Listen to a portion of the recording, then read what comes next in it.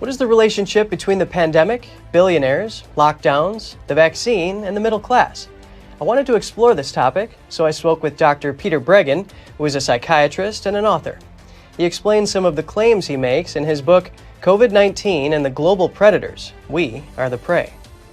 And what we look at is how the governments of the world have been really implementing a destruction of democracy.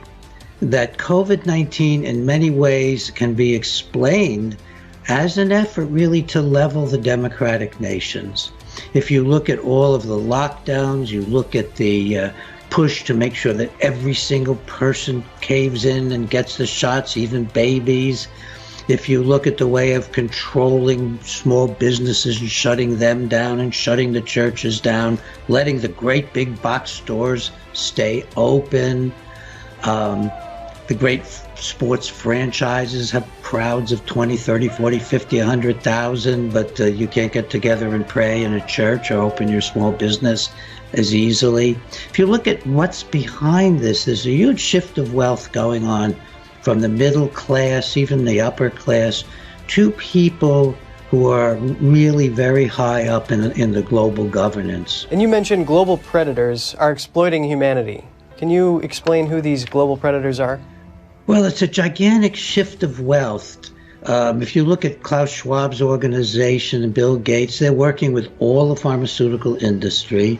They're working with the big banks to finance the pharmaceutical industry. They're working with the UN and the World Health Organization, which of course wants, to be in charge of the world. But what has happened is, we now have everything going international. Wealth shifting out of the United States, going to the rest of the world. Labor shifting out of the United States, going to the rest of the world.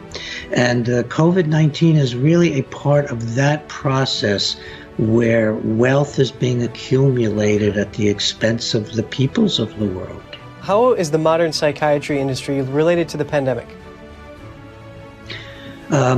Psychiatry historically has developed the idea that you can lock up and treat people against their will for their own good.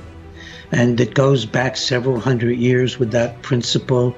So my colleagues have really been on the cutting edge of doing good to people against their will. And furthermore, they're on the cutting edge of using drugs to control people and even using brain surgery to control people, something I organized against in the early 70s and really stopped.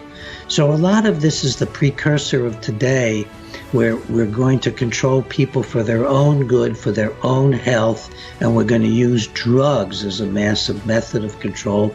Now we're using vaccines as kind of the spearhead of dominating people. Going back to Dr. Breggin's goal on the note of the transfer of wealth during the pandemic, the world's 10 richest men doubled their incomes over the last 2 years.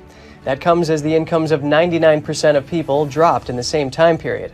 That's according to a study by the group Oxfam.